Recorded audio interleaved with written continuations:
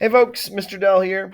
We are looking at solving an equation and thinking about some of the strategies in doing so.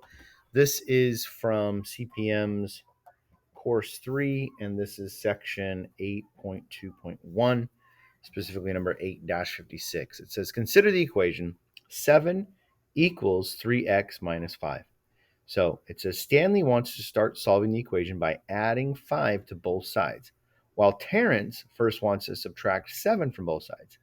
Will both strategies work? Is one strategy more efficient than the other? Well, let's explore that. So if we said 7 is equal to 3x minus 5, I'm going to write it twice to explore both strategies. Okay. So if we were to take on Stanley's, right? So Stanley, we'll do Stanley here, his method. Stanley said he wanted to add 5 to both sides, right? Remember, with an equation, what you do to one side, you do to the other. Well, the purpose of doing that would be to eliminate the 5 here and put all of our constants on this side, which is now 12 is equal to 3x. So that's his first step. Now with Terrence, I'll put Terrence over here.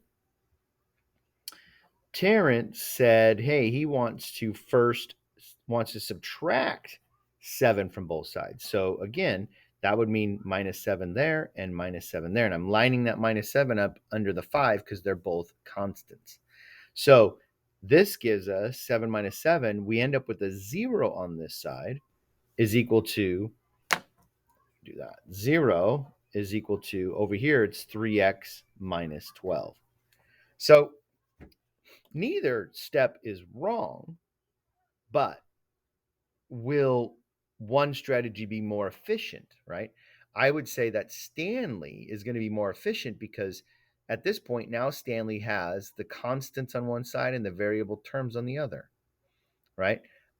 Terrence still has on this side a variable term and a constant. So Terrence would have to go a whole nother step again to add 12 to both sides, right? To get rid of the constant on this side to get to be where. So Terrence would have taken an extra step to get where Stanley was.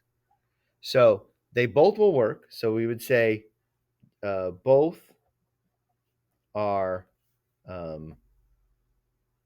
legal moves, but Stanley's method is more efficient, right? More efficient.